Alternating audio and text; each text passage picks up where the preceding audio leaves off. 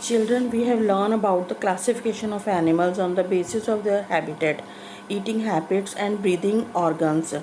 But broadly, the whole animal kingdom is divided into two main groups, vertebrates and invertebrates.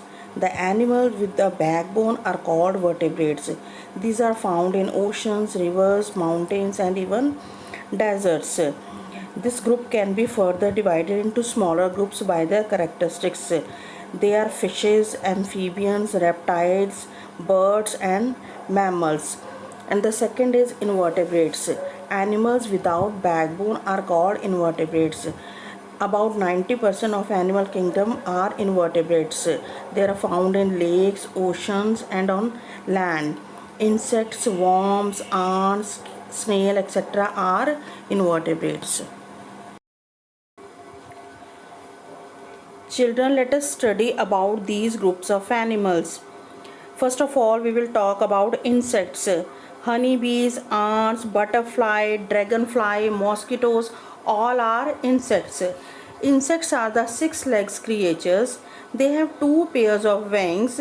They have two feelers called antennae on their heads. Some insects are useful to mankind. Butterfly helps in pollination. It takes pollen grains to one flower to another. Silk moth helps in making silk, and we get honey from honeybees. Now come to worms. There are different types of worms. Some are useful, but some causes diseases. Earthworms help to increase the amount of air and water into the soil.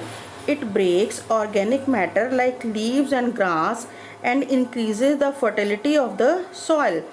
Tapeworm get into our body by drinking contaminated water.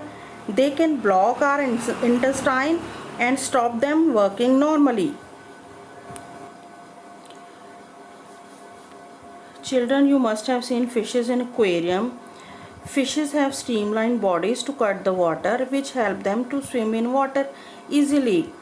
They breathe in oxygen from water by opening and closing their mouth all the time. They breathe through gills. Gills take oxygen from water and pass into the blood. Now come to amphibians. Amphibian is the animal which lives in water when it is young and on land when it grows up adult.